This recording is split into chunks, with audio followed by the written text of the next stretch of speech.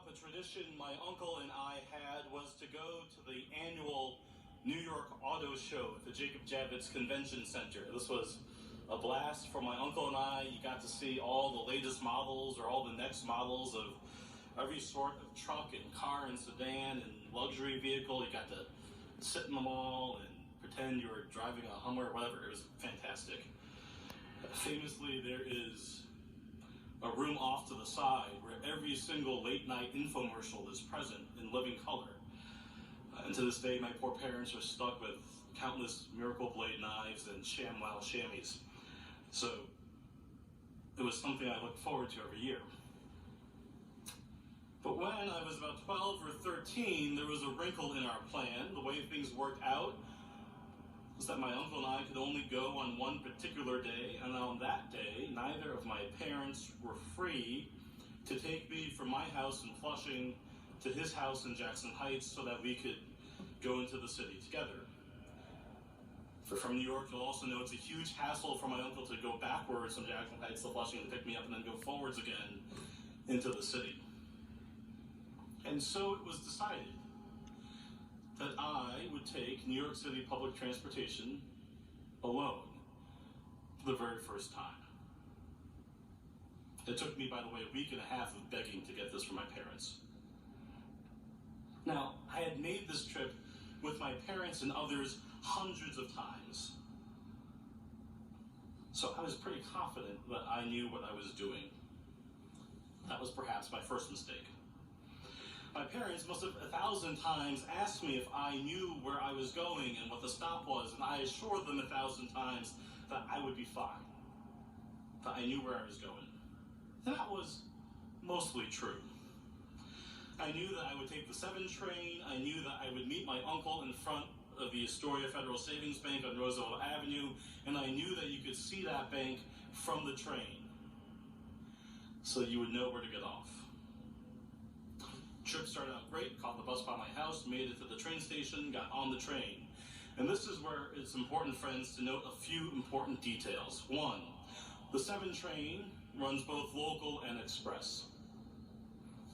2, the 7 train runs along Roosevelt Avenue for 9 stops.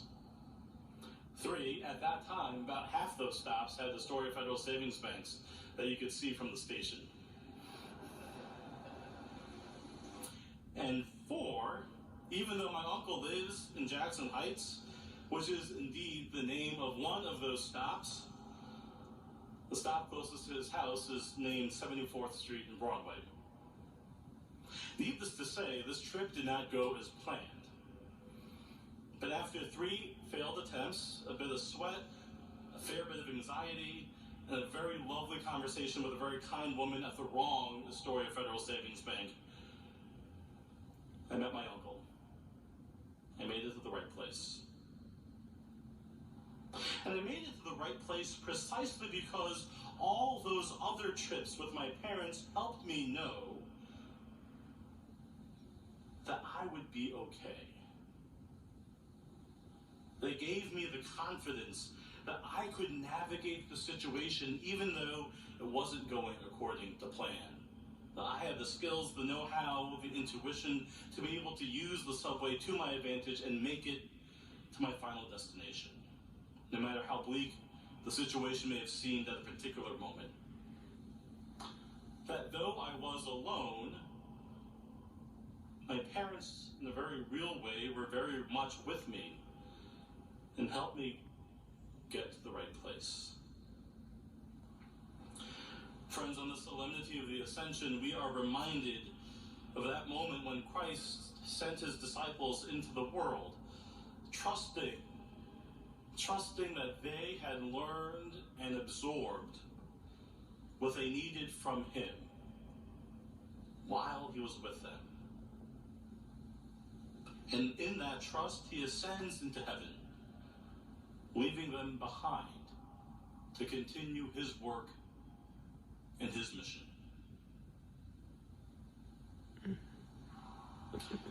And we, even today, like those first disciples, can be left gazing into the sky, a little nervous, a little frightened, a little bit unsure, perhaps like me on the subway, maybe even a little overconfident about what our next step should be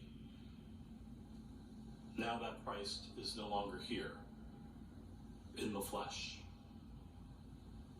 For friends, we're reminded today that the ascension does not equal abandonment.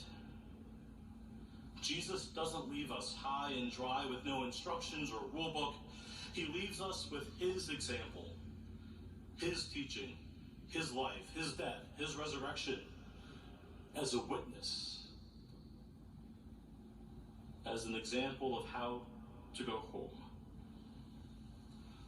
Like my first time on the subway, I wasn't there. We are not here completely alone. We have seen him.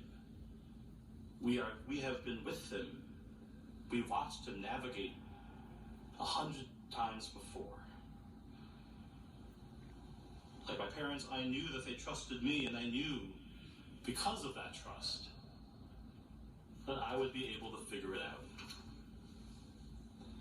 There's no doubt that we're going to stumble sometimes along the path of the Christian life.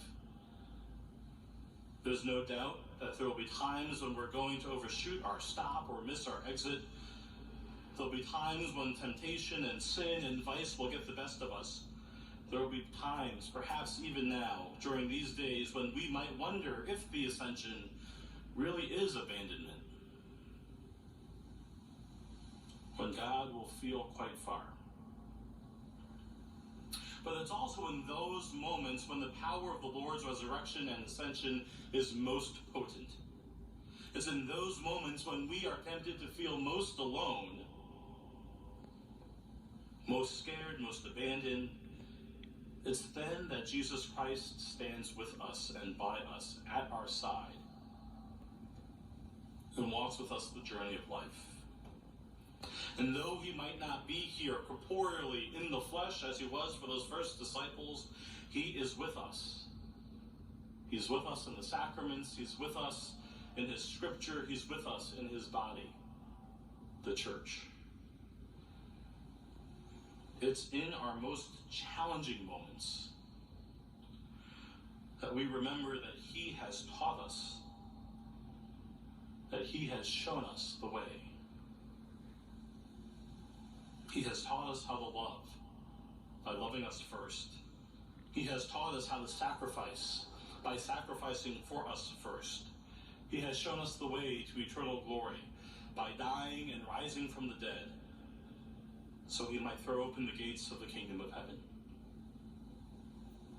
Friends, it is the ascension that reminds us that we walk with confidence because of the Lord's confidence in us. And though we might find ourselves lost a few times, if we trust in what we have learned from God, if we trust in our relationship with God,